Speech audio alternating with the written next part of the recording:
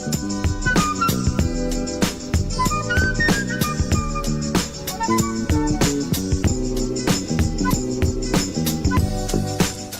welcome back to PoPCast. Whitney and I are joined today by a very special guest, and I'm going to let Whitney introduce our guest to you, audience.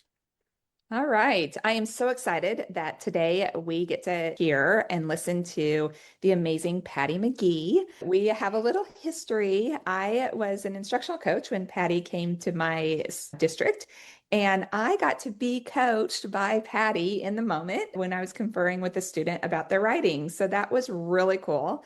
And that day, Patty and I just connected and we got to talking. And I'm just always excited when I see her at conferences or when I see her doing these amazing things online and in her webinars. And so when she came out with her newest Not Your Granny's Grammar, I was thrilled because she and I have so much of the same philosophy on grammar instruction and the importance of grammar instruction, that it shouldn't just be something that we do when we see an issue, but it should be ongoing all year.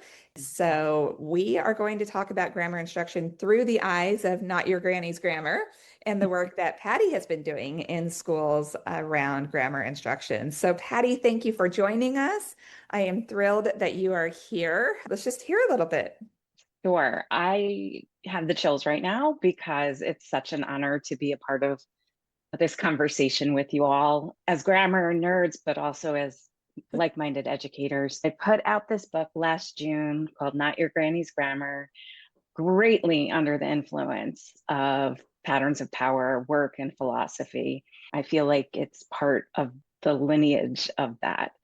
And when I put out this book, I was really trying to do things with grammar with the same lens that you all have really introduced and have flourished this whole approach in grammar, making it something that's exploratory, making it something that is always an invitation, making it something that we don't have to hold the tone of correction and making grammar feel punitive.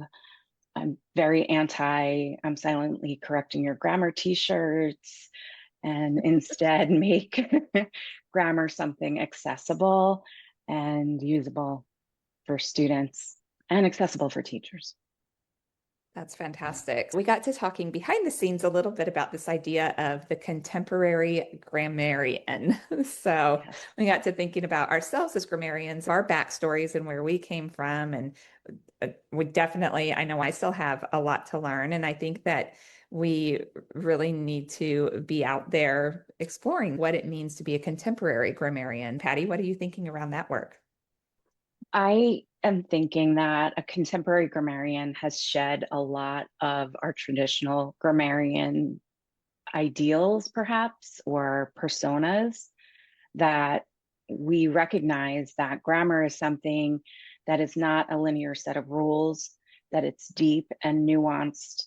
And grammar is to a writer as a paintbrush is to a painter. We can never stop continuing to learn about it. It's ever evolving, and we are there to continue learning ourselves and also to facilitate the type of learning that isn't focused on correction and shame.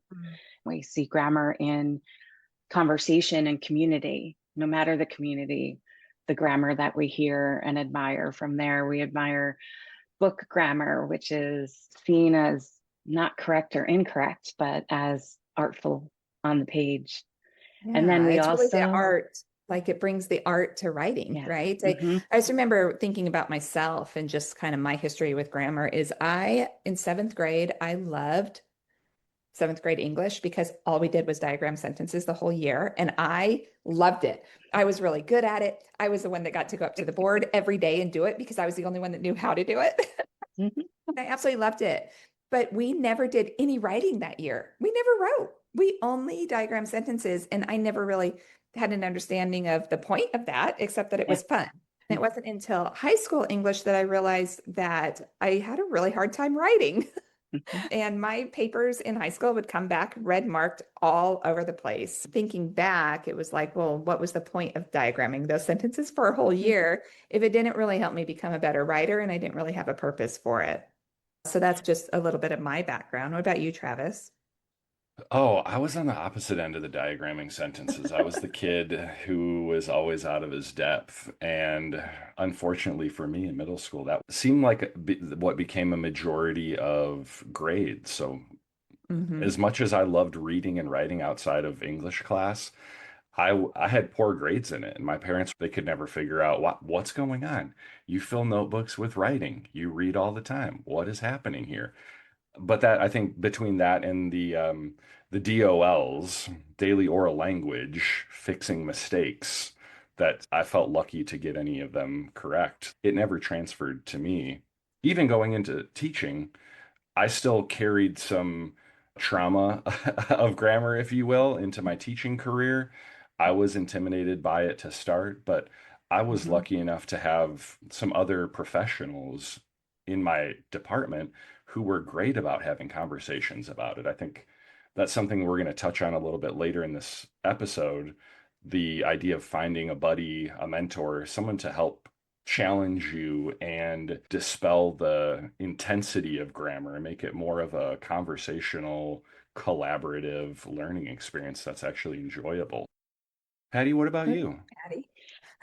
I can say copy paste to Whitney's experience. That's why we get along so well. Yeah. I remember the diagramming, being very good at it.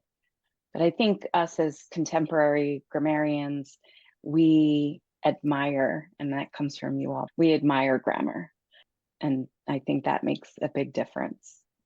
We've learned to be curious rather Yeah. than judgmental, right? That Yeah. Walt Whitman, be curious instead of judgmental. And that's really what we have learned to do Mm, as we read through the lens of grammar and what it is doing for the mhm. writing. So let's go back then to think about the traditional mindset versus the contemporary mindset that we're in now and talk about just that traditional mindset and how it affects learning, really in a negative way.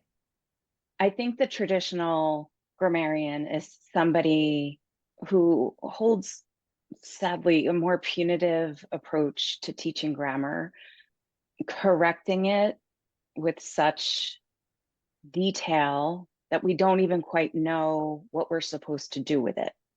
That a traditional grammarian is very knowledgeable of the grammar rules, not necessarily in more updated instructional approaches. And I just wanted to say and nod back to what Travis said earlier.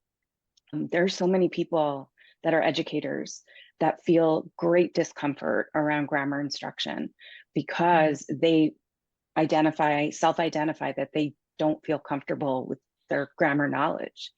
And they also then don't feel comfortable teaching it because they've had these experiences with traditional grammarians that have left a mark. I think we can see that this traditional idea of right and wrong is very inhibiting to a student as a thinker, as a writer, as someone who's trying to present a message. Viewing grammar as craft, grammar as a choice with a specific effect to it, as we shift into that mindset, I think that can help to strengthen students' ability to take chances, to Yeah. try new things, to feel more adventurous as writers. Give them the confidence to do so, right? When they're Yeah. so worried about that red pen and what mistakes are going to be found in their writing, they're not going to Mhm. take those chances. They're not, and they're definitely not going to feel confident in taking any chances where something may be wrong. The contemporary grammarian embraces the writing and the craft and is more confident in what we can do as writers. I also think the contemporary grammarian has looked at standard grammar Mm, and is continually learning standard grammar simply because there are grammar standards. yes. And so that we know what we're charged to teach, but we also know that it doesn't have to be taught in the same way that it's been taught for generations. If we look at grammar and think about another synonym for it, convention.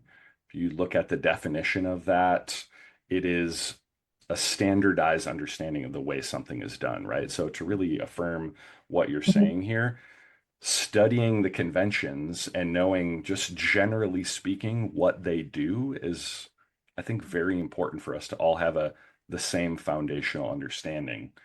And to know when I'm going to present a message, there are certain things I can do to present it in a certain way. So what happens if you're not a grammarian? If you don't see yourself as a grammarian, what do you do? Okay, so what can we do? So what can we do if you don't see yourself as a grammarian yet? So keeping the growth mindset. Why not yet? How can you get there? What are some easy steps to take? Perhaps we redefine the word grammarian with the word contemporary in there, Mhm. that the descriptions that we all just shared of let's move our minds into the place where I don't have to be perfect in my knowledge of grammar, that I can be curious just like students can be curious, and I can create opportunities and entry points into grammar that are more effective for the majority. And really asking, instead of what is that called? Why did they do that? Thinking about the purpose behind it, right? Why did they make that move? What effect does that have on me as a reader? Not, oh, is that a verb or adverb or adjective? It's something, right? Oh my But gosh, more yes. Right? more Like of why. identification has been the gatekeeper of grammar learning for so long. And if we start at the identification level, we don't go very far. So No, no. completely And with we what you're saying. lose interest very quickly for the Mhm. majority of people. There are people out there that would not lose Yes. interest in that Right. identification piece. Hmm. But what is the deeper side of that? If we can shift from asking students, what is this called, to asking, why do you think the author made that move? We're already stepping into the mindset of a contemporary grammarian. We don't have to have every answer. We just have to be curious enough to explore alongside our students. So let's take a second and think about what we've covered today. Patty, you helped us name what a contemporary grammarian actually is: someone who sees grammar not as a fixed set of rules, but as something deep and nuanced. As you put it, grammar is to a writer as a paintbrush is to a painter. It's a craft tool and it brings art to writing. We also shared some of our own backstories. Whitney and Patty excelling at diagramming sentences, but not seeing the transfer into enhanced writing skills. Me struggling with grammar and carrying that uneasy relationship into my teaching career. And I think what's powerful about these stories is that none of us started out as the grammarian we are today. We got there through curiosity, not perfection. From there, we dug into the difference between a traditional grammarian and a contemporary one. The traditional approach can feel punitive, focused on correction, right and wrong. The contemporary approach shifts that. It's about seeing grammar as a craft choice with a specific effect on the reader.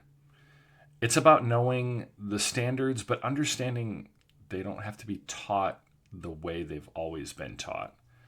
So, Whitney, Patty, and I had so much to talk about that we are bringing you a part two of this conversation. In our next episode, Patty's going to share some really practical strategies for play based grammar work in the classroom, including one called Sentences from a Sentence that I think you're going to love.